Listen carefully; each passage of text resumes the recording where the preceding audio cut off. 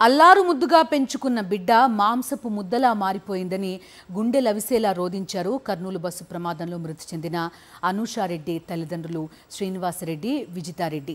తన బిడ్డకు వచ్చిన పరిస్థితి ఏ బిడ్డకు రావొద్దని కన్నీరు మున్నీరయ్యారు వారు. ఇలాంటి బస్సు ప్రమాదాలు జరగకుండా బస్సులకు అనుమతులిచ్చే సమయంలో ప్రభుత్వాలు కఠినంగా వ్యవహరించాలంటున్న అనూషారెడ్డి తల్లిదండ్రులతో మా ప్రతినిధి Pasham Ashok Reddy face to face.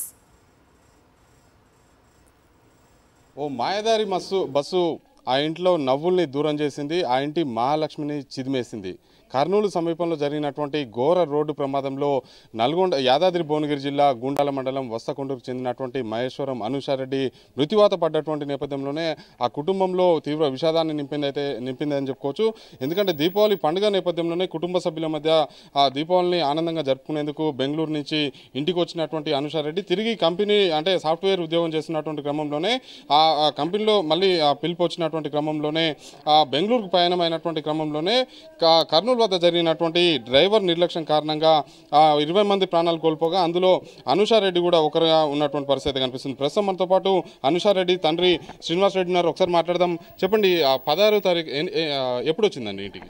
16వ తారీఖు పొద్దుగాల, అక్కడ 15వ తారీఖు సాయంత్రం ఎక్కితే 16వ తారీఖు నాడు ఇక్కడ పొద్దుగాల ఉప్పల కాడ దిగుతుంది. ఎప్పుడైనా 8-9కి అక్కడి నుంచి వెళ్ళి మోత్కూరుకు వచ్చేసరికి 9-10 అట్లా అయింది. ఈ కొండూరుకు వచ్చేసరికి 12 అయింది. ఎప్పుడైనా అంతే టైం అవుతుంది. మళ్ళీ తిరిగి మొన్న వేస్తారు నాడు 5 గంటలకు మేము పోతా డాడీ అని అంటే నేను తీసుకుపోయి మోత్కూరులే ఎక్కించిన, కారు ఎక్కించిన. మా మండల ఆఫీస్లో డీటీ మేడం ఉన్నది. బస్సులో హైదరాబాద్ పోతానికి డీటీ మేడం నేను తీసుకుపోతే శ్రీనివాసరెడ్డి నీ బిడ్డకి ఏం భయం అన్నది. నేను ఇంటికే తీసుకొచ్చుకోవాలని అనుకున్న హైదరాబాద్ బస్సులు లేకపోతే నీ బిడ్డను జాగ్రత్త తీసుకుపోతా అంటే కారు ఎక్కించిన. మాసంపల్లి అబ్బాయి కారు తెలిసిన ఆయన ఉన్నాడు. నీ బిడ్డను మంచిగా తీసుకుపోతా పటేల్ ఆయన బాబు అన్నాడు.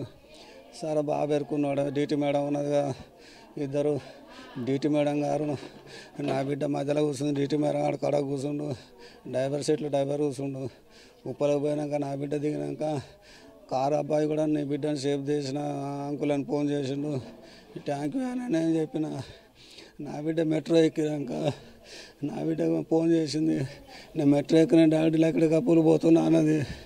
లక్కడి కప్పులు కాడ దిగింది. రాత్రి 9:30కు నేను 9 గంటల 9:30 వార్తలు అయిపోయినాక మళ్ళీ నేను నా బిడ్డకు బస్సు ఎక్కే టైం అయిందని ఫోన్ చేసిన. ఇంకా బస్సు రాలేదన్నది. ఇప్పుడు వచ్చిన మా తిరుపతి రెడ్డి భార్య కూడా అల్లనే పని చేసేది. నీ బిడ్డలో డోకలేదు బాబాయ్ అనేది, నీ బిడ్డలో పోస్ట్ కార్డు చూడాలన్నా అనేది భయ మార్లు వస్తలేదు. మ్యాథ్స్ సార్ దగ్గర పోయి అడిగితే గిట్లా ఆన్సర్ వస్తుంది, గట్లా ఆన్సర్ వస్తుంది, నాకే చదువు చెప్తుంది నీ బిడ్డలు.